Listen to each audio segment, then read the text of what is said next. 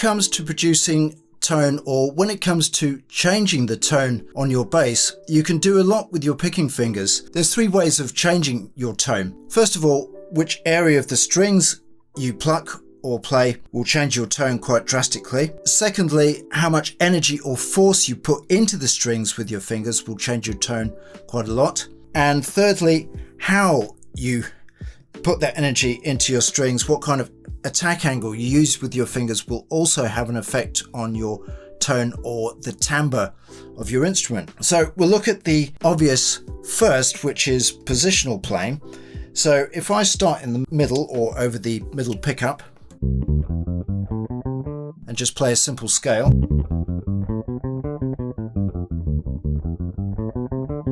so that's your middle of the road bass type tone.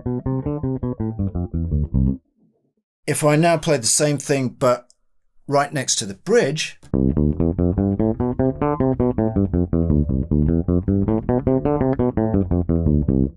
you can hear we have a much more punchier, mid-range, treblier sound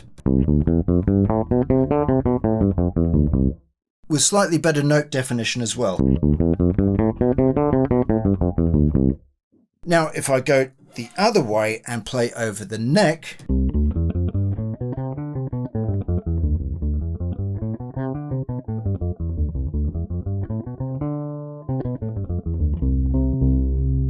we get a much more warmer, bassier, rounded sound. And of course this is to do with the natural harmonics on the strings. You're activating higher frequencies this end of the strings near the bridge, and you're activating sort of lower frequencies if you play over the neck. This can be quite useful if you're playing a walking bass line, for instance.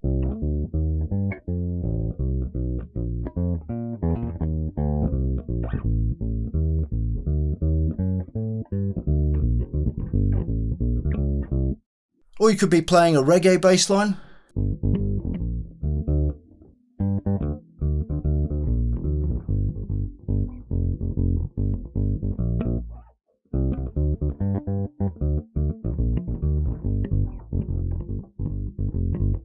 It all depends what you're playing and how you want your bass to sound. So playing more towards the bridge end of the strings will give you a more funky sound.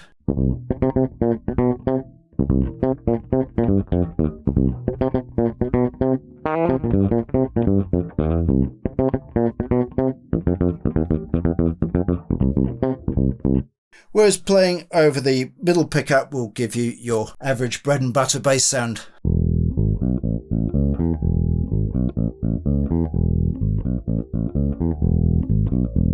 So depending on how much force you put into the strings will affect how much sound or how much dynamic level comes out of the instrument, how loud or how soft your playing becomes. So for instance, if I go back to my scale, I'm putting in more pressure.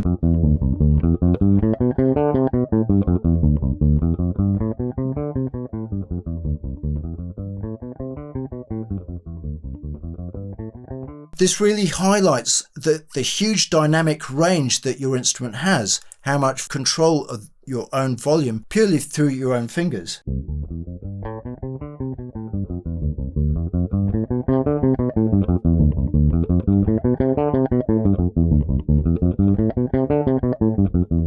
One thing to bear in mind here is the fretting hand will often start to grip the neck a little bit more tightly with the more force that you're putting in with your picking fingers. One way to develop a lighter touch with your instrument is to play the same sort of exercise but purely with dead notes. By dead notes I mean just resting the fingers very lightly on the strings and not fretting so we don't get any pitch. You just hear a percussive click. So same exercise again.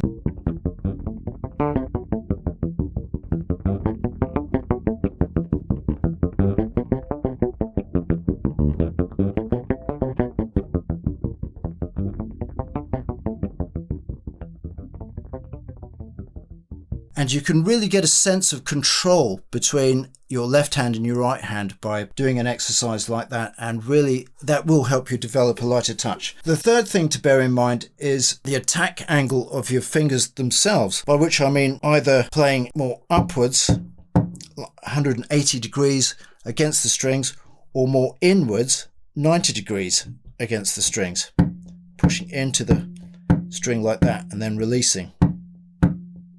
If I play more upwards, resting onto the next string, which of course is called the rest stroke,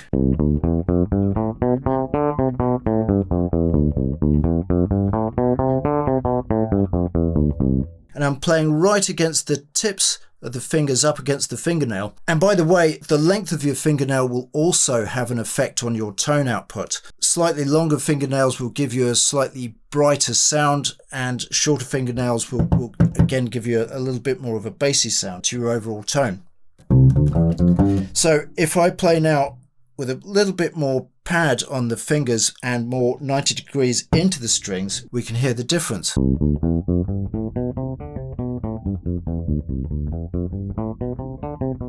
A lot softer and a lot more rounded.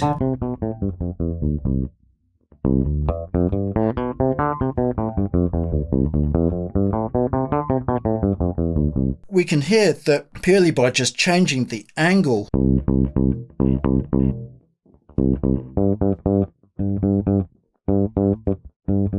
that will change the tone of the strings themselves, or the tone of your instrument. It's an interesting point when you think about players like Stanley Clarke, who are very much leant over that way, or Mick Kahn, who approaches the picking more leaning towards the bridge, or a player like Jack Bruce, who plays more sort of outwards, and how all of those different techniques affects the tone of the instrument as well. So these are all things that are worth experimenting with to see how you can change your own tone in that respect. And speaking of Stanley Clarke, if we take putting energy into the strings to an extreme,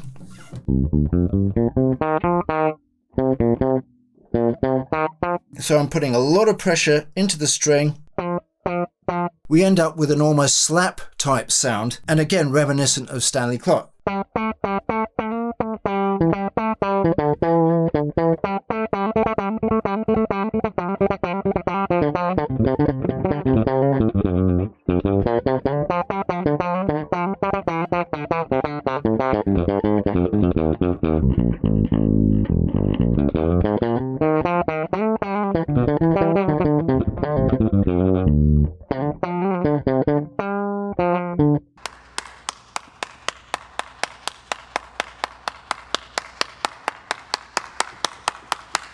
A little bit hard on the stringers, a little bit hard on the fingers, and perhaps harder on the strings as well, so perhaps use that in small doses. But it's another tone that you can use to bring out of your instrument whenever it's needed. So another approach we can use, instead of the rest stroke coming into the strings, is coming out of the strings. And of course that'll give us a kind of slap tone in one respect.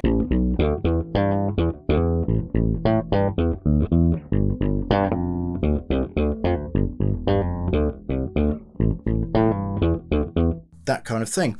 But of course we can use this in a more gentle way when it comes to playing chords on the bass.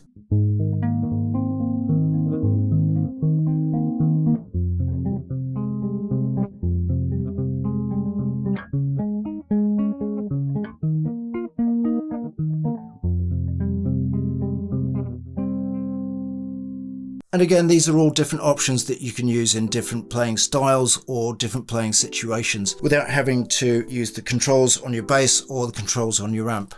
And again, it just shows the versatility that lies within your fingers themselves. So I do hope this has been of use to you and you found it helpful. If so, please remember to like and subscribe. And there is also Patreon that will help me produce more videos like this and help support this video channel as well. Thanks for watching. My name's Pete.